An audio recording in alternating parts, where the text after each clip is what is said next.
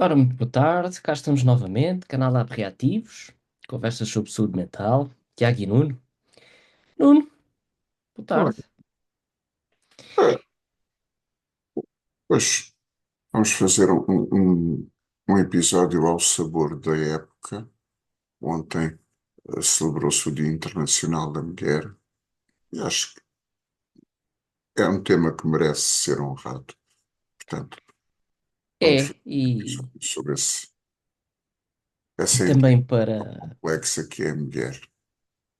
É, e também para demonstrar o nosso respeito pelo calendário, um hábito antigo. Ah, bem, se me permites, então, se calhar avanço aqui com uma introdução,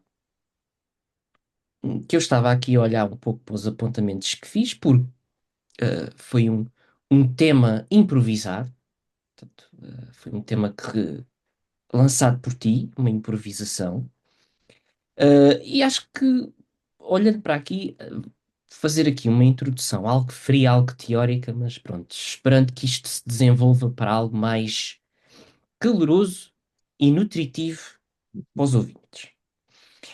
Uh, bem, tratando-se do nosso canal, um canal muito ligado à saúde mental, e às questões da psicanálise.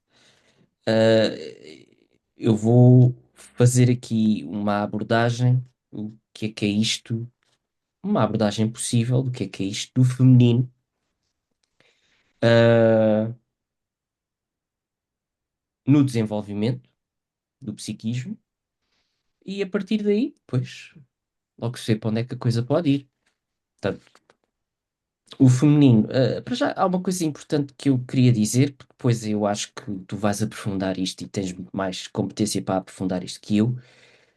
Nós, sendo mamíferos, existe uma relação privilegiada entre a mãe e a sua cria. E partindo disso, nos humanos, sendo nós mamíferos também, isso não é diferente das restantes espécies, mamíferos, de- não sei, classe, subclasse, e depois tu afinas isso. Também não sei. Uh, mas pronto, não sendo diferente, o feminino, o materno, desempenha uma função muito organizadora, e estruturante do psiquismo no início da vida. Portanto, em psicanálise, falamos deste mundo, ou desta atitude, ou desta realidade do feminino, do materno, como uma realidade que remete para o aberto, o masculino remete para um fechado. Quando eu digo aberto, fechado, portanto, aberto no sentido côncavo, até na própria atitude que se vê do terapeuta. E temos amplas teorias que falam disso. Um exemplo muito direto, mais dentro do que é o meu conhecimento, temos o exemplo que a mãe tem uma função de continente, contentora, de permitir à criança o acesso a algo que posteriormente vai ser considerado o pensamento. Portanto, a mãe pensa no lugar da criança. Depois temos outras teorias, como já falámos aqui várias vezes do Winnicott, que fala da questão do ambiente, como a mãe cria, gera ou é ambiente para a criança. Também, ao fazer estas notas, pensei aqui numa coisa que se calhar depois logo falaremos de futuro, que é como conf- a mãe não é só a questão de ser ambiente, o ambiente conflui nela nessa época. Uma ideia que me surgiu. Mas pronto, uh, esta, este feminino, esta mãe, este elemento que é diferente de um pai, mesmo pelas suas características físicas e psicológicas, é organizador deste psiquismo primordial. Psiquismo esse que não existe, mas é criado por um sujeito que já tem esse psiquismo a funcionar. Uh, Fazia assim esta pequena introdução, assim uma introdução um pouco mais fria, académica, mas apenas um ponto de partida, para situar o que é isto do feminino dentro das nossas realidades mais teóricas. E pronto. É, olha, a, a, a ideia de que a relação da mãe com a cria ocorre após o nascimento, já é uma primeira que eu gostava de deitar abaixo. Eh, a relação da mãe com a cria ocorre ainda antes do nascimento. Ou seja, já in utero, o bebê, a cria, está em relação com algo, ahm, uma relação da qual o bebê, a cria, todos nós fomos. É bom relembrar isto, porque muitas vezes nós tentamos pensar no ser humano, no adulto, na pessoa que temos à nossa frente, como se tivesse caído de uma árvore, tivesse aparecido algures num jardim encantado, uh, já adulto, não. Nós fomos embriões, fomos fetos, e depois nascemos.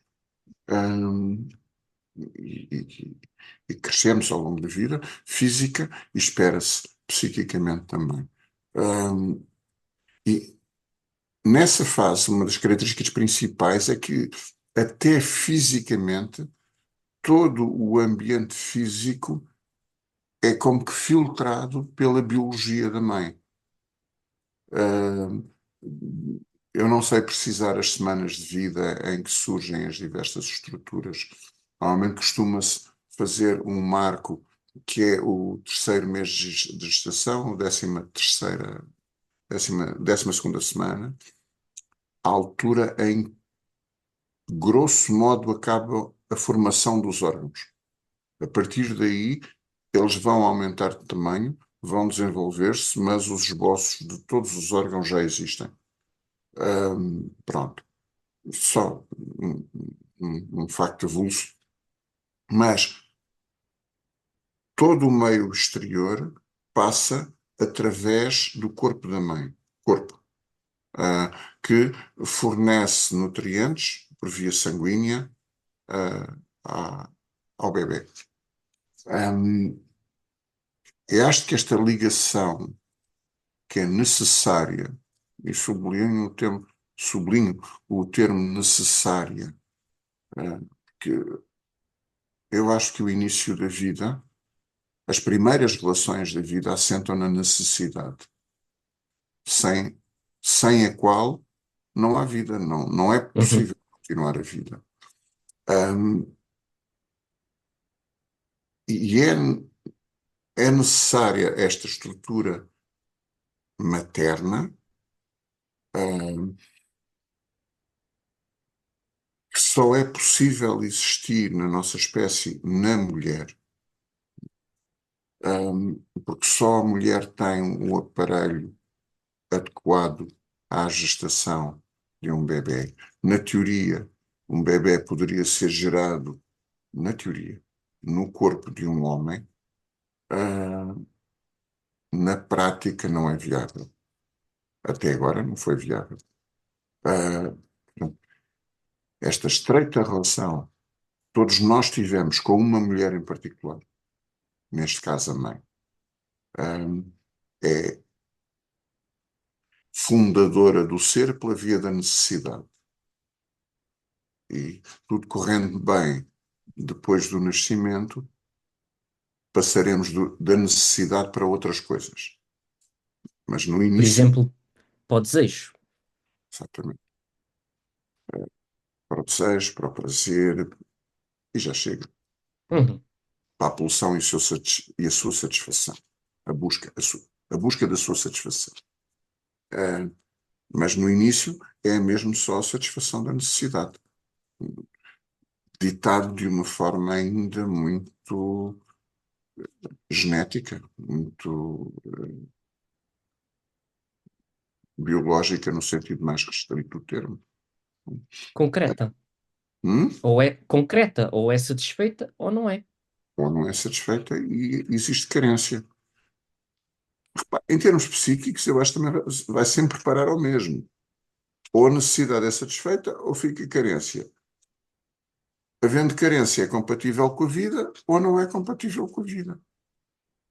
Não sendo compatível com a vida, moldará de uma determinada forma o ser, que daí advém.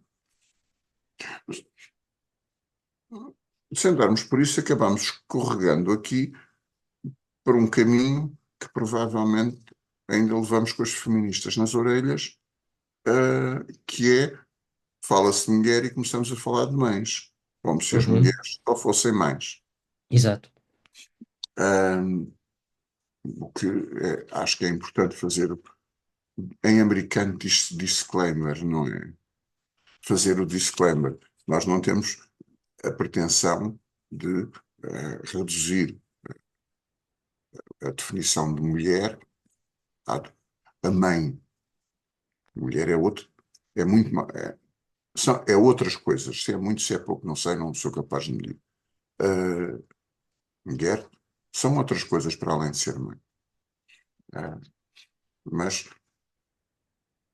já agora sigo para uma ideia que eu acho que era importante tirar para a frente, que é que quando se fala em psicoterapia, mais concretamente em psicanálise, muitas pessoas ficam, resumem um pouco a coisa. Ah, pá, ir para lá dizer mal da mãe. Ah, Eventualmente, se é isso que o paciente sente em relação à mãe, é natural que vá para as sessões de terapia dizer mal da mãe. Mas porquê sempre da mãe? Porque em termos de desenvolvimento psíquico, é a relação mais fundadora do indivíduo, é a primeira, é a mais importante. Hum, Nós estamos aqui a falar português, sem darmos por isso, porque é a nossa língua materna, foi a primeira língua com a qual nós contactamos. Hum, Há pessoas que se dedicam a estudar como é que funcionam indivíduos naturalmente bilíngues. Hum, não me quero pôr nesse papel, mas efetivamente, as pessoas, de um modo geral, têm uma língua materna que falam como pensam, ou pensam como falam, na qual exprimem o seu pensamento, ou a qual exprimem o seu pensamento, sem ser muito intermediado. Também a relação da cria com a mãe é fundadora neste sentido. É fundadora, provavelmente, numa fase inicial no toque, é fundadora através dos sentidos, dos sentidos todos. Uma piadinha que eu gosto. Algumas mães dizem que eu conheço o meu filho melhor do que ninguém. Possível que sim, mas seguramente que o seu filho a conhece a si melhor do que ninguém, porque ele conhece a mãe por dentro e por fora. Uh, no final da gestação, ele ouvia os ruídos corporais naturais da mãe, um, eventualmente como fonte da calmia, ou não, né? Imagino que se calhar um aumento da frequência cardíaca da mãe possa estar associado a experiências menos agradáveis para o feto, ou não, depende do que é que a mãe faz. Agora vem-me à cabeça, há uma cantora que eu gosto muito de ouvir, que fez alguns concertos de heavy metal muito grávida, abundantemente grávida. Estou a falar da Claire Jansen. Portanto, se calhar aumento da frequência cardíaca da mamã para aquela criança não há de ser nada assim do outro mundo. É só mais um concerto. Por acaso, tenho imensa curiosidade em perceber como é que poderá afetar um feto. Epá, seguramente bem no último trimestre, ah, quando a mãe canta num concerto heavy metal. Uhum. Uh, Pois acho que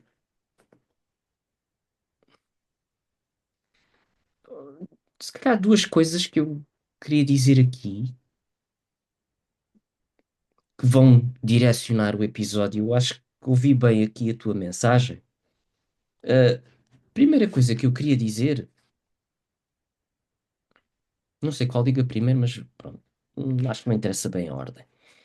Uh, Aqui um dado, não sei se é um mero dado estatístico ou se podemos pensar mais acerca disto. Uma coisa que eu acho interessante dizer é que as mulheres, a mulher é mais frequente aparecer em psicoterapia. Portanto, são a maioria. Parecem mais pacientes, muito mais pacientes mulheres do que homens. Uh, Aqui levanta a questão: o que é que isto quer dizer? O que é que pode significar? Que as mulheres acreditam mais na terapia? Não sei. Não lancei esta ideia. E que me faz falar paralelamente noutra coisa, que é, estava aqui a pensar seguir uma via, que não é essa que vou seguir, mas a que eu estava a pensar era falar do feminino em si, ou falar a partir de, ou em diferenciação com o masculino. Comecei a pensar nesta segunda, em diferenciação com o masculino, estou a pensar, obviamente, um pouco a partir de mim. Portanto, acho que é mais desafiante e interessante falarmos do feminino em si.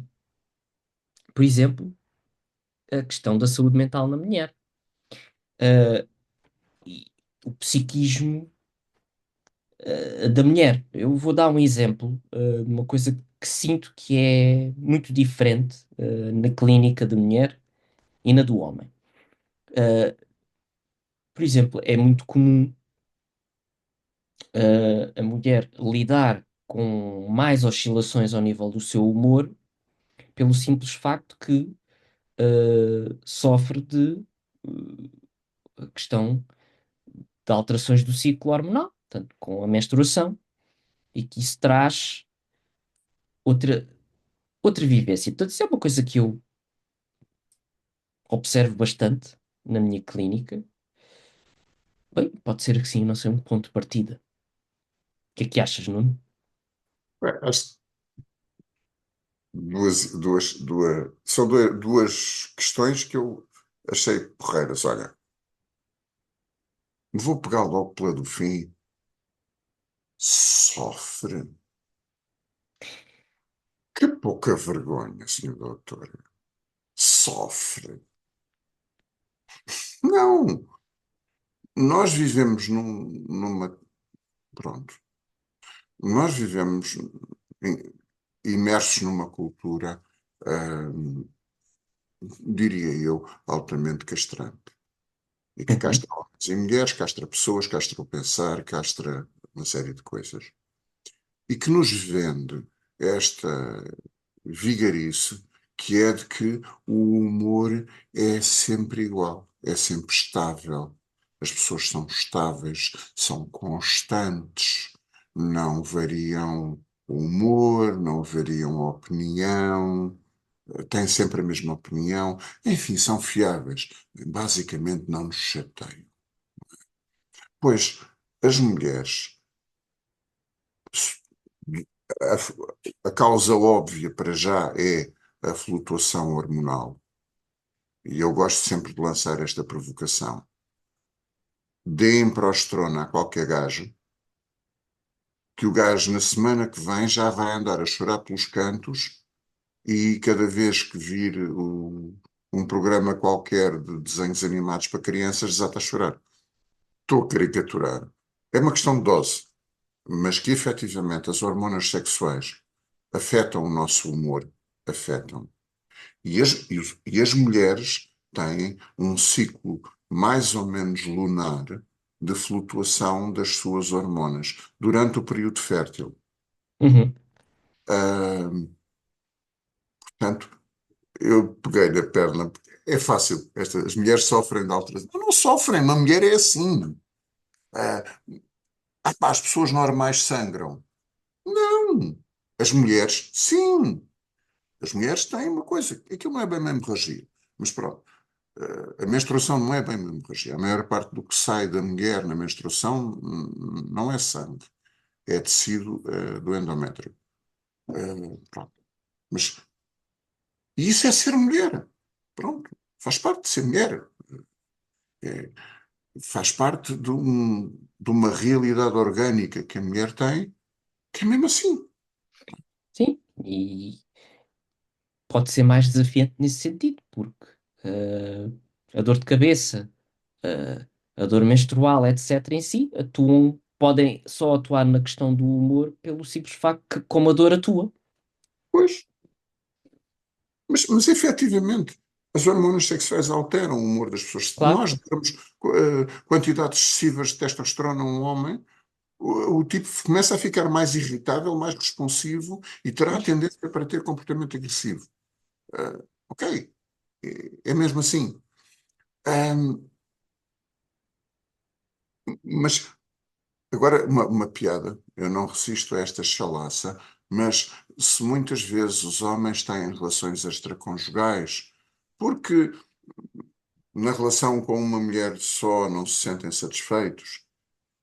Até nisso as mulheres têm esse caráter maravilhoso, que é um indivíduo, se olhar bem para elas, percebe que de facto é casado com três pessoas ao mesmo tempo, dependendo da fase do ciclo em que está. Não é? Portanto, isto era uma chalaça. Mas que esta flutuação do humor é uma característica do feminino. Ah, não é doença. Eu acho que é doente é quando nós tentamos almejar a um estado estável, passa a redundância, que não é real. Não é real naquele ser. Então, perguntar-me-ão as más línguas. Então, e as mulheres, quando deixam de ter ciclo menstrual, deixam de ser mulheres? Não. Passam a ser mulheres que não têm flutuações do ciclo. Não têm flutuações hormonais tão evidentes. Todos nós temos, mesmo as mulheres em fase pós-menstrual, menopausa, eh, têm flutuações hormonais, não são tão amplas nem tão evidentes como acontece durante o período fértil. Um, e pronto.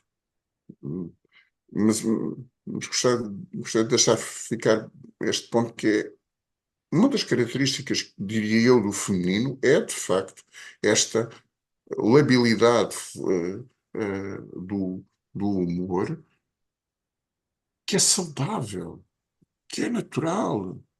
Ah, e quanto mais tentarmos espartilhar isto, mais incómodo causaremos, não só na própria mulher, mas também em quem está à sua volta, não é? Uhum. Em relação à, ao- à primeira questão que tu puseste, também eu confirmo, são sobretudo as mulheres que procuram psicoterapia. É a minha opinião, é a minha especulação que isto, mais uma vez, lá vamos sempre escorregar até à maternidade, mas eu acho que o psiquismo feminino está muito mais apto, é mais flexível, é mais plástico, e está mais capaz de refletir do que o masculino, em geral. Estamos a falar de uma generalidade. E que isso provavelmente tem a ver com a função materna, com a reprodução. A mãe precisa de moldar o seu psiquismo ao da cria para poder sintonizar e ajudá-la a crescer. Sim, E se calhar isto granjeia uma série de mecanismos psíquicos que fazem com que a mulher esteja mais capaz de refletir, de querer pensar, de querer perceber-se, hum, conhecer-se. conhecer-se e mais disponível. Hum, Isto agora assim a detalhe que fosse veio-me à cabeça. Também não sei até que ponto é que esta moral castrante que nos rodeia não inibe no homem essa capacidade. Uh, ou seja, uh, o homem é o ser da ação, portanto não precisa de pensar. Uh, o homem serve para agir, a mulher é para pensar, para refletir, uma coisa assim um bocadinho pobre de espírito, não sei o quê. Uh, Aliás, nós somos um exemplo do contrário, não é? Sendo homens, fomos procurar terapia, fomos para. Uh, mas sim, eu acho que tem muito a ver com esta característica feminina da necessidade de perceber, da necessidade de. E não sei. Agora estou mesmo aqui a pensar na altura. Não sei se também a inibição da ação. Uh, um Uhum, gajo, um gajo bebe uns copos, se estiver chateado, ou vai às putas, ou vai à bola. Uma senhora não faz essas coisas, não é? E isto é a moral que nos rodeia, e que deixa muitas vezes a mulher sem respostas, sem ações que lhe permitam alienar-se. Portanto, não sendo possível alienar-se, eh, procura ajuda naquilo que lhe aparecer à frente, e se puder uhum, fazer terapia, faz terapia. uhum. Se procura, pelo menos. Pois, é uma boa argumentação. Olha, já agora, saltando só para aquela. Tu disseste há bocado definir o feminino pelo masculino, o masculino, não disseste o masculino pelo, pelo feminino, mas eu acho que é uma. Eu não vejo outra maneira de definir o masculino a não ser pelo feminino e o feminino a não ser pelo masculino. Aliás, isto agora parece que estamos aqui a filosofar um bocado com três imperiais no papo, não é verdade? Ah, que é se, por abstração, eliminássemos o masculino, que sentido faria falarmos de feminino? Uhum. E vice-versa. Portanto, estamos sempre presos, não é presos a palavra, mas Condicionados? condicionados à complementaridade, ao Sim, complementar. sim. Já agora utilizaste essa palavra que eu ouvi ser defendida pelo Sr. Coimbra de Matos, e Sim. de forma brilhante, que é quando se fala do sexo oposto, ele odiava energicamente a ideia, ou a expressão de sexo oposto, ou, se calhar de uma forma ainda mais veemente, que os sexos são iguais. Hum, eu partilho exatamente dessa ideia, e foi a ele que eu ouvi: os sexos não são iguais, nem são opostos, são complementares. Uhum. E a ideia de complementaridade quanto a mim, não é só romântica, é real. Uh, se o- os dois sexos não se complementarem, não há crias. Se não há crias, garanto-vos que a cadeira de história daqui por meia dúzia de gerações vai ser muito curta, uh, vai desaparecer até. Uh, Isto a propósito de Sim. definir o feminino e o masculino, mais uma vez, é um chavão meu. Uh, Nós vivemos numa cultura um bocado androcêntrica, centrada no macho, mais do que. Falocêntrica para os amigos. Epá, vocês psicanalistas e o falo, tem uma mania. Sim. É de facto uma cultura falocêntrica em que não se, de uma forma mais ou menos explícita, se acredita que castrar um homem produz uma mulher. Não. Castrar um homem produz um eunuco. O eunuco não é uma mulher. As mulheres não são homens sem falo. As mulheres são um outro ser. Também é possível castrar uma mulher. E o ser que. Eu não sei se as mulheres castradas também se designam por eunuco. Não sei. Mas seria um ser mais ou menos parecido com o eunuco. Hum, que não é não é um homem castrado. É. Um homem castrado deixou de ter a masculinidade, não passou a ter feminilidade. Sim,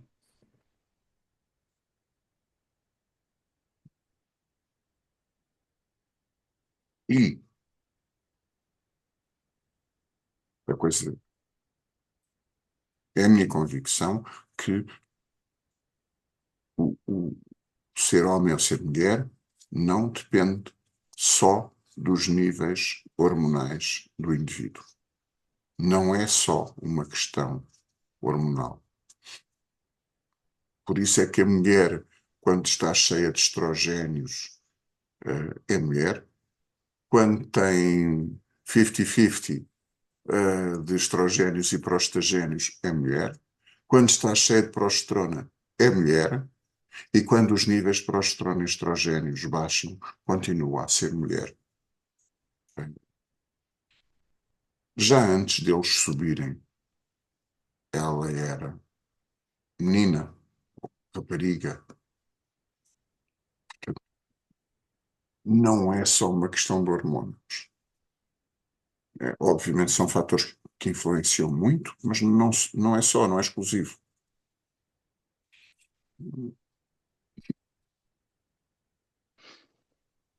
sim. Bem, eu estava a pensar também aqui que nós há um ano atrás, não sei se foi para comemorar a data também falávamos da mãe e dedicámos o episódio à mãe. Aqui falamos do feminino, que é algo mais amplo,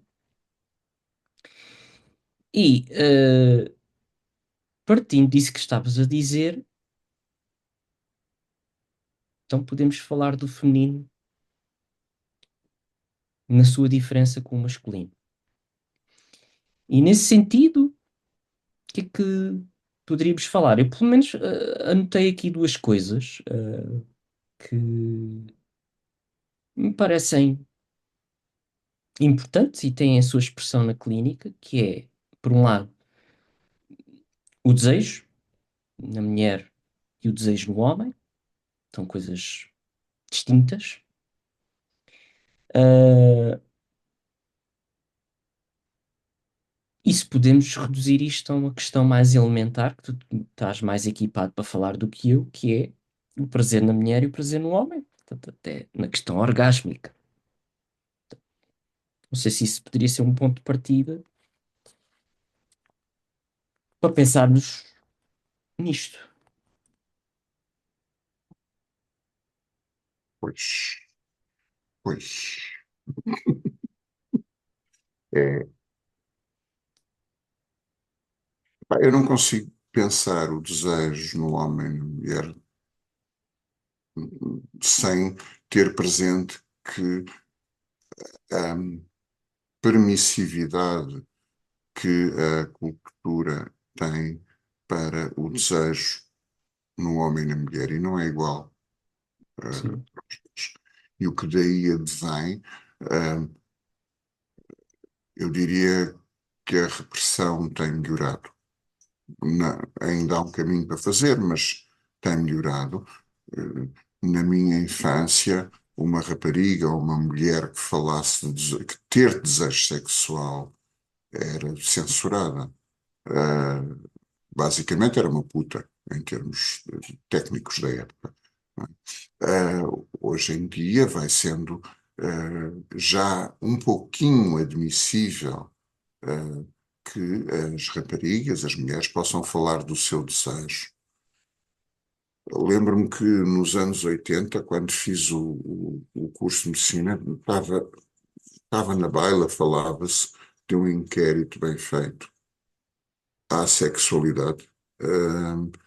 E desse inquérito tinha saído qualquer coisa como 80% das mulheres no inquérito afirmavam nunca ter tido orgasmo. Ahm, Portanto, isto é revelador de que, atenção ao inquérito, e os inquéritos são sujeitos a enviesamentos, porque são, as respostas são subjetivas, ou seja, mulheres que tinham sido educadas num ambiente que lhes tinha incutido, nem que fosse à chapada e ao murro, que terem desejo sexual, terem prazer sexual era algo de proibido, é natural que, mesmo que tivessem prazer sexual, não falariam disso. Ah, mas o que é impressionante era esta resposta refletindo a realidade da mulher, ou enviesada pela repressão, 80% das mulheres, 4 em cada 5, ah, negavam ter prazer sexual. Bem, É proibido. podemos dizer com alguma segurança que, primeira coisa, acerca desta questão do desejo no homem e da mulher, é que há muito maior repressão do desejo no feminino, quer internamente e por consequência, quer externamente, perdão, quer externamente e por consequência, quer internamente. Sim, Portanto, sim, quando sim. obviamente esta repressão externa tem as suas consequências internas. Portanto, E isto, de uma forma que parece quase, diria quase brejeira, nós que todos crescemos num ambiente em que se um homem ficar sem desejo sexual é catastrófico, está capado, é menos homem. Se uma mulher deixar de ter desejo sexual, até é um descanso. Ou seja, por questões hormonais e outras, quando a mulher entra na menopausa, pode ou não perder o desejo sexual ou reduzir o desejo sexual. E na nossa cultura, para muitas mulheres, isso ainda é um descanso, é uma paz. Ah, enquanto que para os homens, por doença, por andropausa, deixarem de ter tantas hormonas, deixarem de ter desejo sexual, hum, isso é, isso é extremamente grave, causa muitas vezes depressão e grave mal-estar. Hum, Pronto. E, e isso é diferente e é muito, do meu ponto de vista, é muito condicionado pelo ambiente social, cultural. sim. Hum,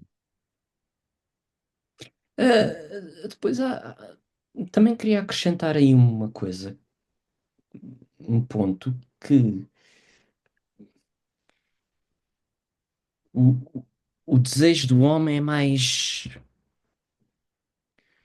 como é que eu ia dizer? É difícil arranjar palavras hoje em dia que não firam suscetibilidades, mas é mais protuberante, expressivo, não é intenso, pela força, eh, pelo mostrar, por vir para fora. eh, Obviamente, Aliás, até aliada à própria questão, numa dinâmica heterossexual, quando o homem penetra. sim. Portanto, eh,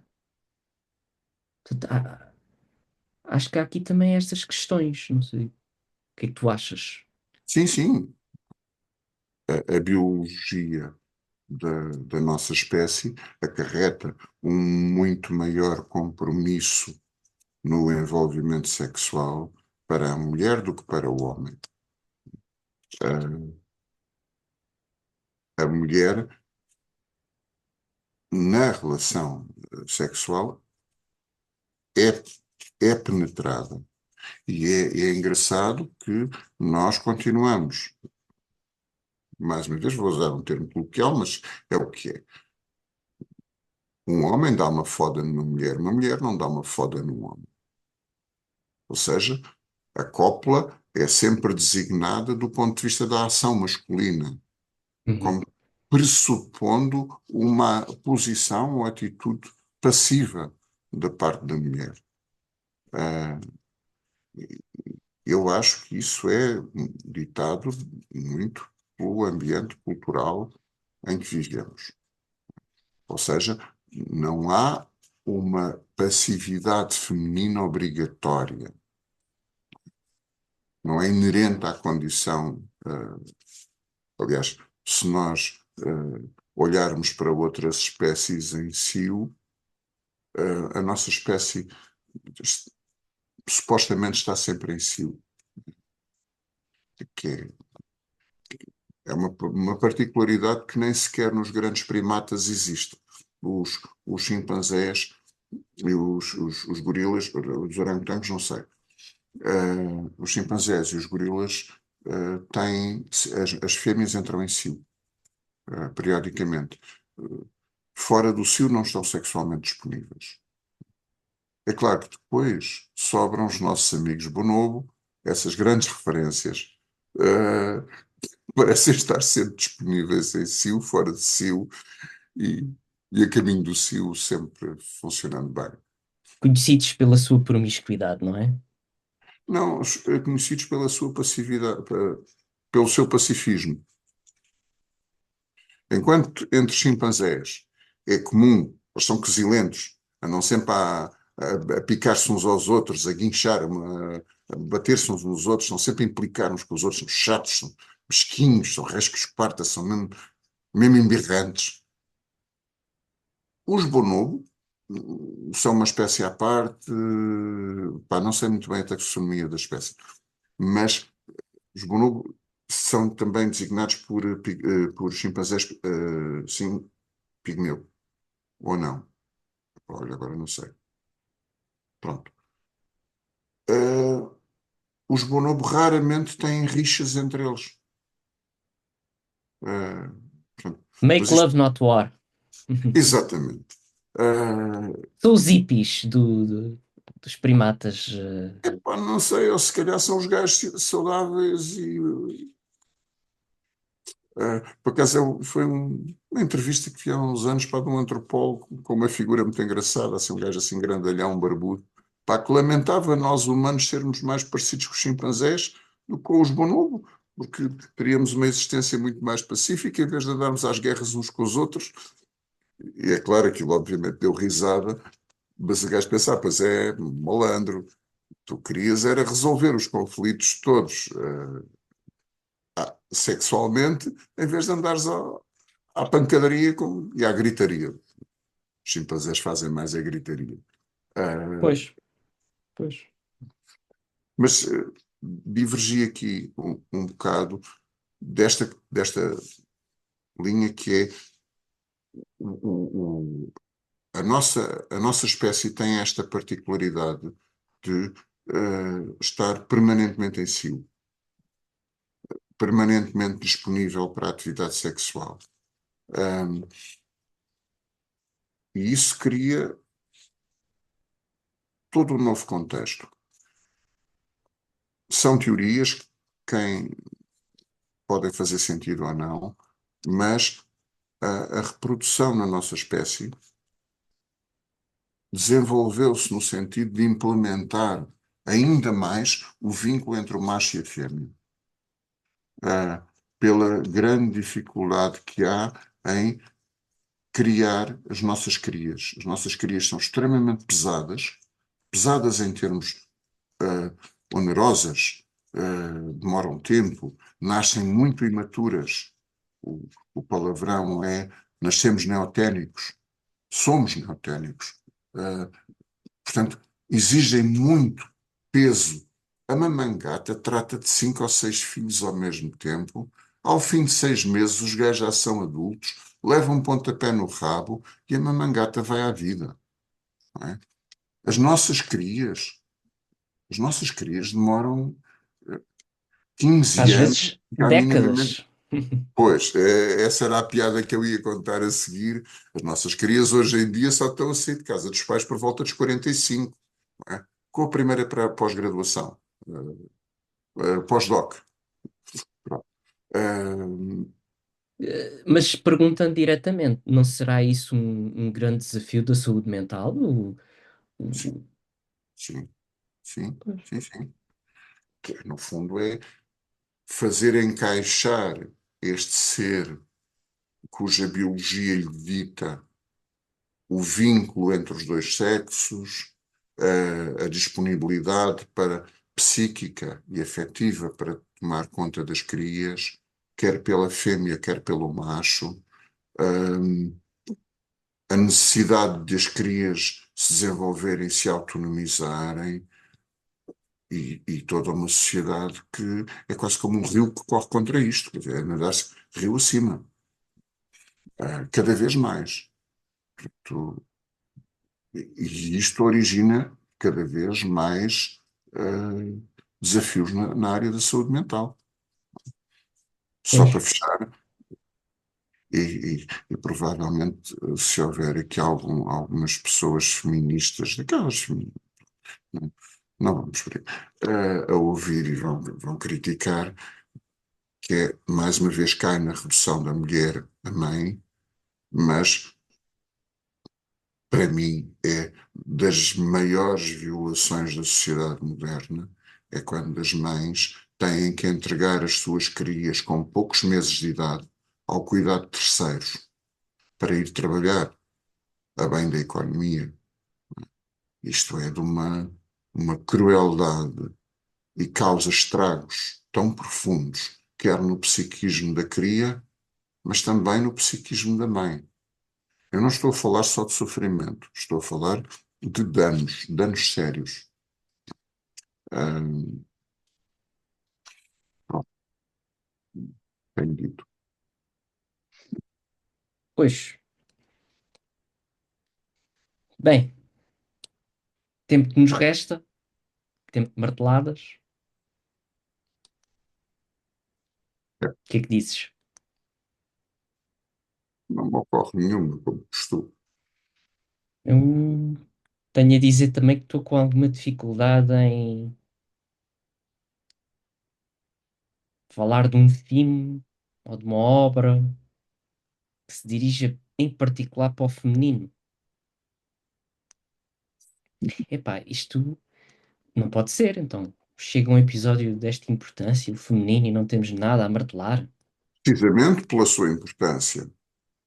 E nós vamos buscar exemplos à cinematografia maioritariamente norte-americana. Acho que já disse tudo, não é? É bem visto. É, é engraçado porque é claro que eram os homens que faziam no início do século XX, eram os homens que faziam tudo o que fosse mais ou menos importante. E as mulheres nem tinham sequer estabilidade mental, não é? Estabilidade mental, acho que é essa a expressão, para votar, quanto mais para fazer coisas importantes. É claro que as faziam, é claro que enquanto sim, enquanto as sufragistas andavam à pancada para terem direito, para terem voz, ah, a Maria Curie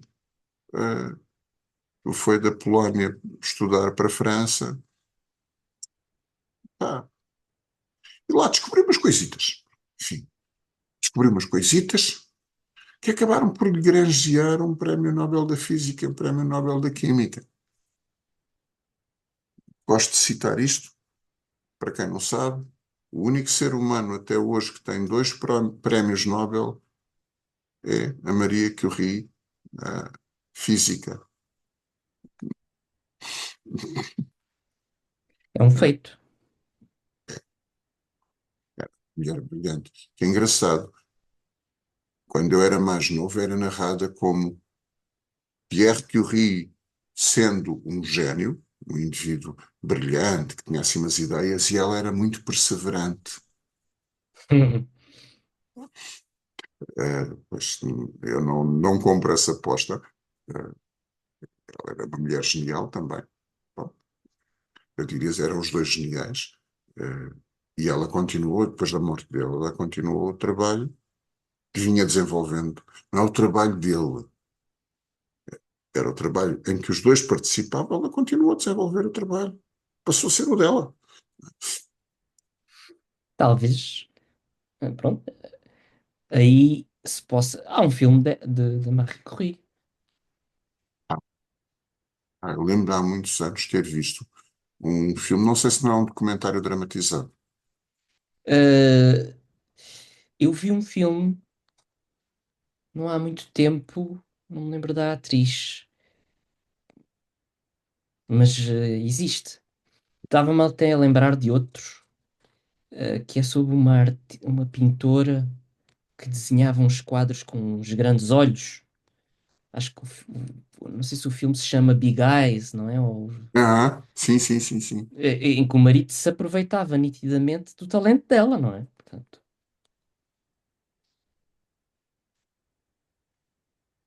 Isso, a história está cheia disso. Num pois, sentido e no outro.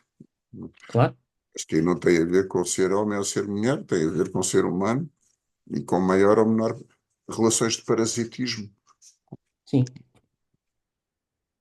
Ah,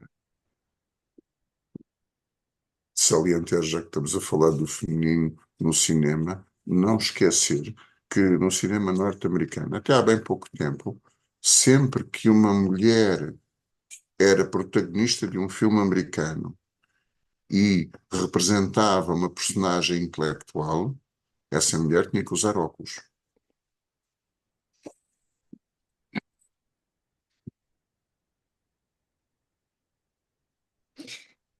Pois, e também estava agora a pensar noutra coisa, que no âmbito da censura, da repressão, a mulher tinha e tem que tapar muito mais o corpo. Sim, Eu digo não isto até frequenta no, ginásios. eu digo isto até no âmbito do cinema. Havia regras muito estritas acerca de cotagem e por aí fora. Sim, sim. Nossa, os seios não A, podiam ser quanti- propriamente. a quantidade da perna, e quando me estou a referir à perna, é aquela parte do membro inferior que fica abaixo do joelho. A quantidade da perna podia ser vista. O joelho já era uma grandíssima malandrice. Pois, enfim, é isto então. Portanto, não há marteladas. Pronto. Porque, Não merece martelo. pois, fala por si. É uma grandeza que fala por si. Grandeza, é isso mesmo. Muito bem. Não, Bom, temos por aqui hoje. ficamos já por aqui, sim. Eu não sei, sem um não. Epá, isto foi o quê? Que artefacto foi este agora? Saiba assim um não. Pareceu- Provavelmente não querias ir embora do colo do tema da nossa conversa. Pois, bendito, bendito, bendito. Soube a pouco. Já, olha, não é uma martelada, mas é uma boa referência. Lapsos Dizia certo. indiretos. Hum? Lapsos em direto. Onde é que É, se vê isto? mas ia dizendo, relembrando o Sérgio, hoje soube-me há pouco. Uhum. Portanto, Sim, senhor. Bom, ficará para o próximo episódio. Ah, Bom, é resta-nos que em breve, lá mais para o fim do mês, será o Dia da Mulher, o Dia da Mãe. Bolas. depois que lá está, faz o. Era desse episódio que eu falava anteriormente. Que eu disse um ano, mas não era bem um ano. Já por aí? É, ok. Sim, senhor. Bom, ficaremos então por aqui. Despedimos com toda a cordialidade e até Até, um próximo episódio. até Até breve.